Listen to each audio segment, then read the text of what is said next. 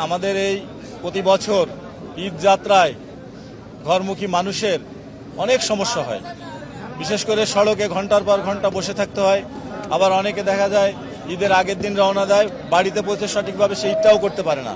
এই জন্য আমরা এবছর অত্যন্ত গুরুত্ব দিয়ে আমাদের ঈদ যাত্রায় যাতে যাত্রীদের কোনো ধরনের হয়রানি, টিকিটের মূল্য বেশি নেওয়া, রোডে কোনো ব্লকেট না হয়, যানজট না হয়, সেটা এনশিওর করার জন্য সকল মহাসড়কে আমাদের সরকারের পক্ষ থেকেও কোঅর্ডিনেশন মিটিং করা হয়েছে। বিশেষ করে স্বরাষ্ট্র মন্ত্রণালয়, যোগাযোগ মন্ত্রণালয়ের মন্ত্রী এবং স্বরাষ্ট্র মন্ত্রণালয়ের মন্ত্রী মহোদয়ের নেতৃত্বেও আমাদের কোঅর্ডিনেশন মিটিং হয়েছে, ইতিপূর্বে আপনারা জানেন।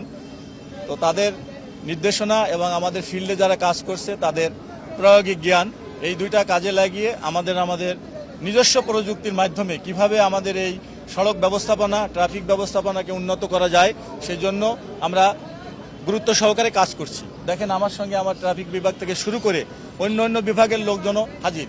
বিশেষ করে আমরা এবছর নির্দেশ দিয়েছি যে বড় বড় বাজার এবং মোড়গুলোতে প্রচুর পরিমাণে ট্রাফিক যানজট লেগেই থাকে সারা বছর, সেগুলা রিমুভ করার জন্য ওখানে পুলিশের উপস্থিতিতে লোকাল লিডার যারা আছে, এলাকার চেয়ারম্যান, মেম্বার, কমিশনার, তাছাড়া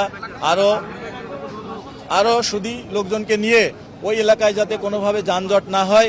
এবং আমাদের এখানে উপস্থিত আছে আমাদের সড়ক পরিবহন মালিক সমিতির নেতৃবৃন্দ, তাদেরকেও রিকোয়েস্ট করেছি যে আমাদের এই যারা গাড়ির সাথে রিলেটেড ড্রাইভার, হেল্পার, ওনারা অল্প শিক্ষিত, অর্ধশিক্ষিত লোকজনই বেশি এই পেশায় জড়িত।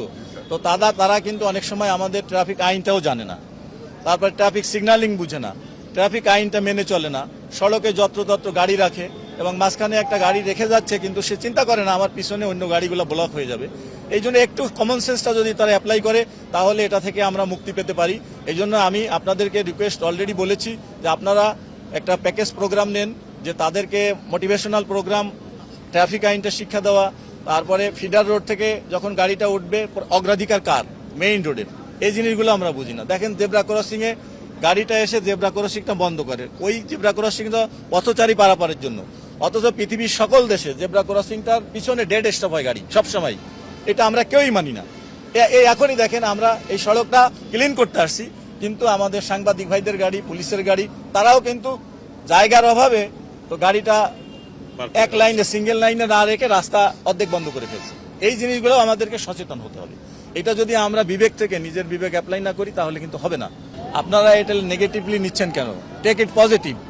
আপনারা সবকিছু পজিটিভলি চিন্তা করেন। এখানে আইন শৃঙ্খলাও জড়িত, এখানে আপনার মাদক সেবীরা আছে, তারপরে আপনারা ছিনতাইকারী আছে, সব ধরনের লোকই আছে। এই জন্য আমি এবার সারা বাংলাদেশে সকল ইউনিটকে বলে দিয়েছি, শুধু ট্রাফিক নয়, এই ঈদ যাত্রা সুষ্ঠু সুন্দর করার জন্য সকল ইউনিটের অফিসাররা এবং ফোর্স এখানে ডিপ্লয় থাকবে, সব সারা বাংলাদেশে সব জায়গাতেই। থ্রেট নাই, তারপরেও আমি জনগণকে মেসেজ দিতে চাই, বাংলাদেশ পুলিশ তৎপর, কোনো অনাকাঙ্ক্ষিত ঘটনা, কোনো অন্যায়, কোনো কিছুর সাথে কম্প্রোমাইজ নাই।